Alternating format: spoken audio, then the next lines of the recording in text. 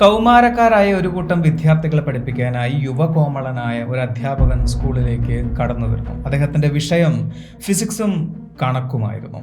അദ്ദേഹത്തിന്റെ സ്നേഹം നിറഞ്ഞ പെരുമാറ്റവും സൗന്ദര്യവും പെൺകുട്ടികളിൽ ഒരു ക്രഷ് ഉണ്ടാക്കി. അദ്ദേഹത്തിന്റെ സൗഹൃദപൂർണമായ പെരുമാറ്റം ആൺകുട്ടികളിൽ ഒരു സ്നേഹബന്ധവും ഉണ്ടാക്കി. അങ്ങനെ ദിവസങ്ങൾ കൊണ്ട് തന്നെ അദ്ദേഹം വിദ്യാർത്ഥികൾക്ക് പ്രിയപ്പെട്ടവനായി സ്കൂളിന് ഒഴിച്ചുകൂടാനാവാത്ത ഒരു വ്യക്തിത്വമായി മാറി.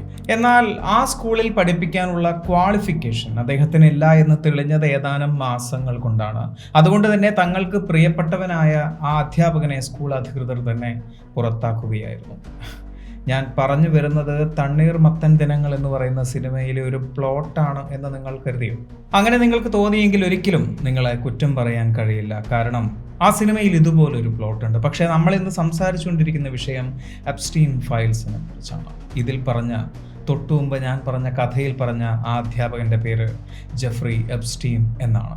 ആ സ്കൂളിൽ അദ്ദേഹം അധ്യാപകനായി പഠിപ്പിച്ചിരുന്ന സമയത്ത് കൗമാരപ്രായക്കാരായ, അല്ലെങ്കിൽ അതിനേക്കാൾ ഒരൽപ്പം പ്രായം കുറഞ്ഞ ആൺകുട്ടികളോടും പെൺകുട്ടികളോടും അദ്ദേഹത്തിന് ഒരു പ്രത്യേക അടുപ്പമുള്ളതായി പറയുന്നു.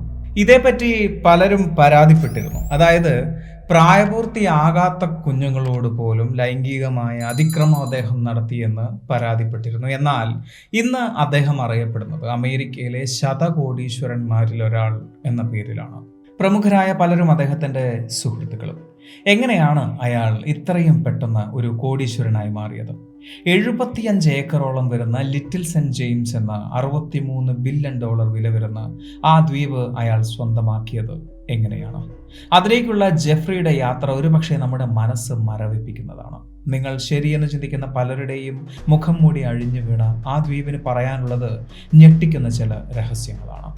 ആ രഹസ്യത്തിന് പിന്നിൽ അധികം ആരും ചർച്ച ചെയ്യാത്ത, അല്ലെങ്കിൽ ചർച്ച ചെയ്യാൻ ഭയപ്പെടുന്ന ഒരുപാട് പ്രമുഖരുടെ ആരാധനാപാത്രമായ ബാൽ എന്ന സാത്തനിക് എൻറ്റിറ്റി ആയിരിക്കുമോ? ആ എൻറ്റിറ്റിയെ പ്രീതിപ്പെടുത്താൻ വേണ്ടിയായിരിക്കുമോ കൊച്ചു കുഞ്ഞുങ്ങൾ ഉപയോഗിച്ചിട്ടുള്ള സെക്സ് പാർട്ടിയും നരഭോജനവും? കയറിപ്പോരും ചങ്ങായിമാരെ, ബേപ്പൂർ സുൽത്താന്റെ ദുനിയാവിലേക്ക്.